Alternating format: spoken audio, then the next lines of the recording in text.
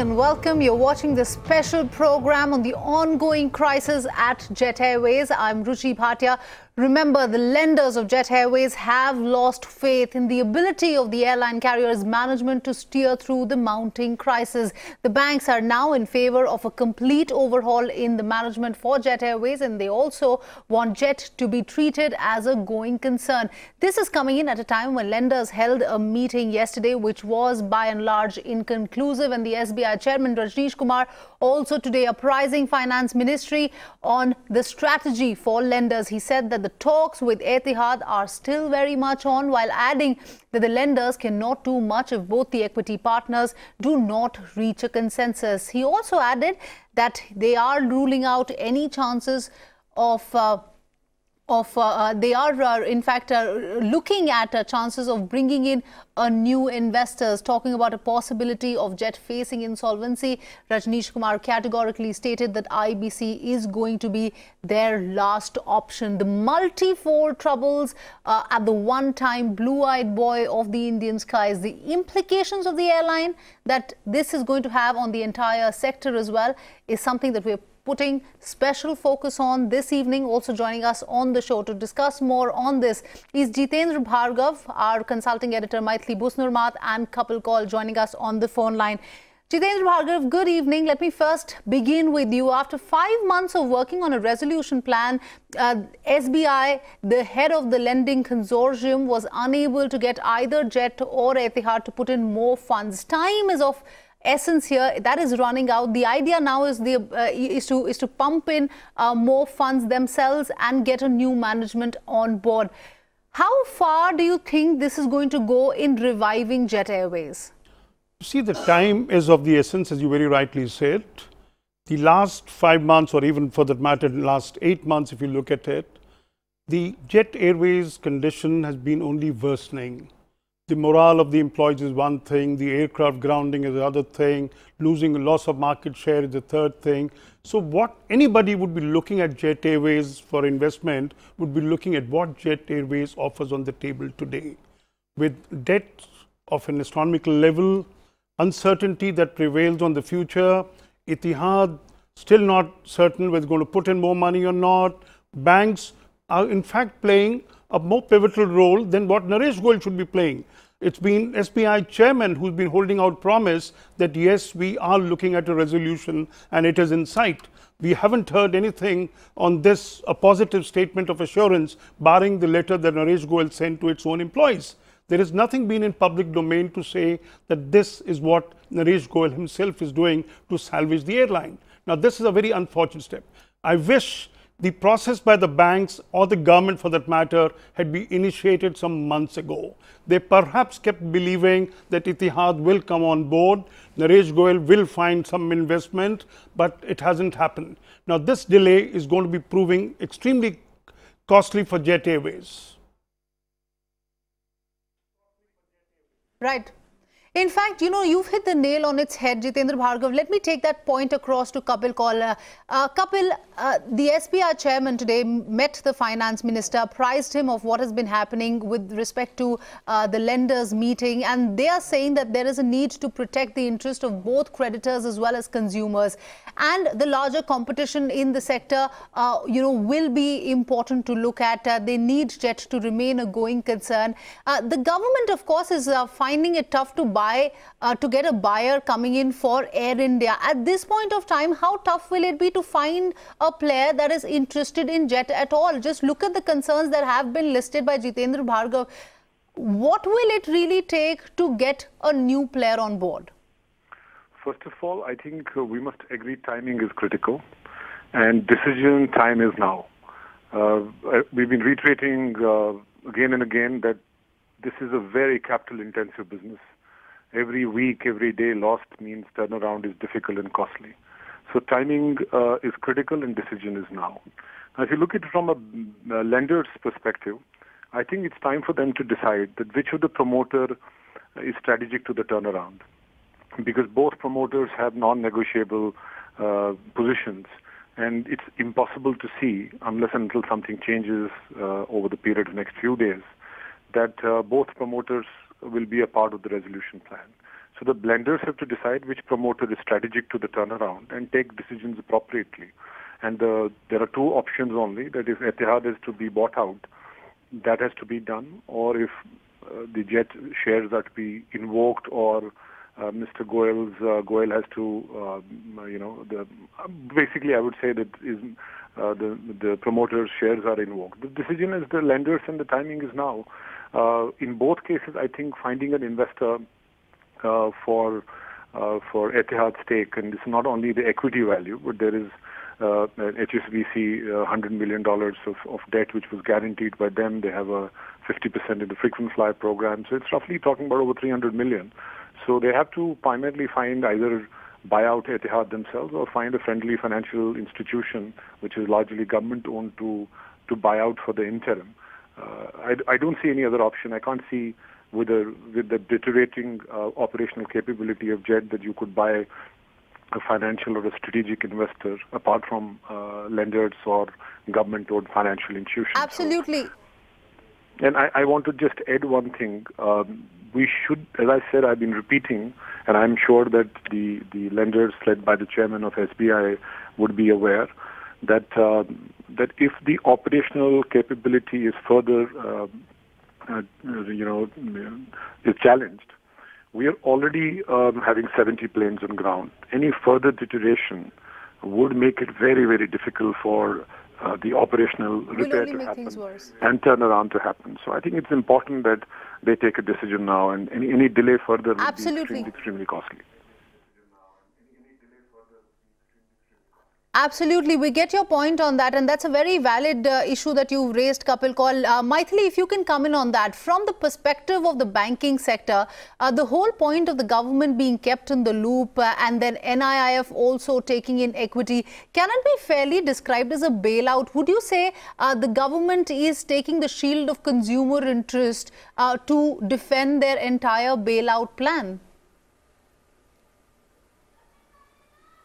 Ruchi, my perspective is quite different from that of both Kapil and Mr. Bhargav, because both of them are from the aviation sector. So they're looking at the issue of the Jet Airlines and how to kind of keep it afloat.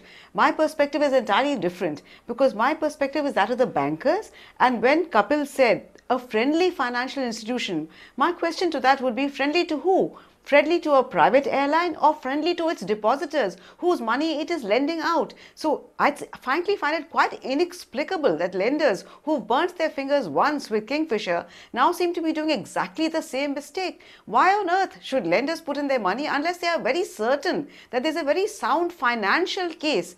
And the financial case for Jet Airways is completely unproven. The low-cost airline model has in fact made it very difficult for anything that is remotely like a full-service airline, whether it is Kingfisher or Jet, to stay afloat, which is why Jet has been making losses for 3 consecutive quarters. So the question really is, should banks, especially public sector banks, whose first loyalty should be to protecting depositors' money, should they be throwing good money after bad? And I think here the answer must be a very unambiguous no. Yes, there will be turmoil in the airline industry. Yes, both shareholders and staff of Jet will be hurt, but we've gone through this once before with Kingfisher Airlines. Why are we repeating exactly the same mistake? Is it because depositors are a large silent majority and don't have a voice, whereas private airlines, private corporate borrowers have a voice and are able to arm twist, whether it is government, whether it is bankers? So I think we really need to examine these issues rather than looking at whether Jet needs to be bailed out or not.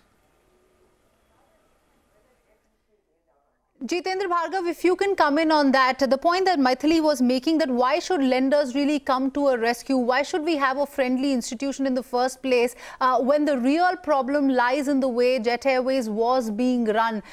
Do you think in this case, the point that Maithili was making, that, banks should not be really coming to the rescue of Jet Airways? And the larger question, do you believe the government is taking consumer interest as a shield to defend this bailout plan, which is being really pushed forward by the likes of SBI?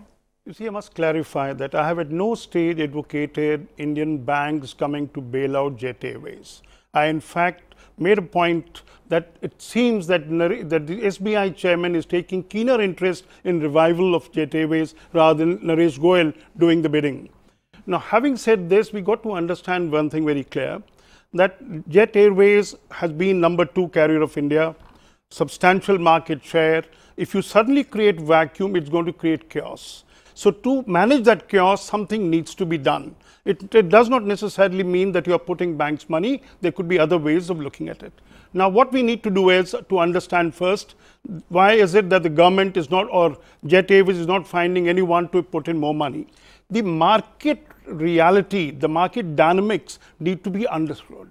Our service carriers are not our full service carriers are not being able to recover the cost of producing a seat. The fares are competitive. They are getting much less money than what they are spending on producing a seat. Having done that for many, many months just to garner market share at the cost of profitability. If an airline, sorry, Mr. Bhargav, they say perform or perish. And if there is one airline that is not able to sustain the competition that is coming from low-cost carriers, don't you think the banks can just allow the market forces to take over? You see, banks have come in when the crisis has hit the roof, and that's where you're looking at. There was no denying it. They have said Air India, for example, in 2012 was promised a 30,000 crore bailout. After 7 years, is it any better? The answer is no. It's the market dynamic. They will not allow a full service carrier. So there was a need for Air India board, Air India promoter to tweak the business model of Jet Airways and said, with the rising market share of the low cost carriers who are being able to break even, why aren't we doing it? Something had to be done, and so you got to hold them responsible for not having taken action on time, for having delayed the revival project for Jet Airways, etc. Now, there is something done. Now, what we are witnessing today is that banks' interest is in revival because they believe only revival can get them their 8,000 crore of rupees back. Now, if that is the kind of philosophy being done, and they are going soft on Naresh Goyal, I don't think if there was any other promoter, they would have behaved in this manner. Are we hearing Naresh Goyal talking about salvaging? No, we have not been. He is abroad. He is not fighting the fire at home. Now, this is where one needs to look at what can we do about it. But the reality is you cannot allow an airline of the size of Jet Airways to simply vanish and create vacuum and create chaos in the market. To go down under. If the other carriers could put in the capacity to replace, one would have said, let it go, let it perish. Okay, totally get your point on that. Let me get Kapil call. Kapil, we're really short on time. We understand that time is of essence here, and of course, the government cannot let a big airline go like Jet Airways go down under. Currently, Jet is operating with 35 aircraft. Aviation Ministry is now considering to even give up their unutilized slots to the other carriers. Will that not lead to more value erosion in the company? And do you think this is finally could be the answer in terms of how this is going to ease the stress for other consumers if other airlines take up this spot? Ruchi, quickly, I would like to respond to Maitli.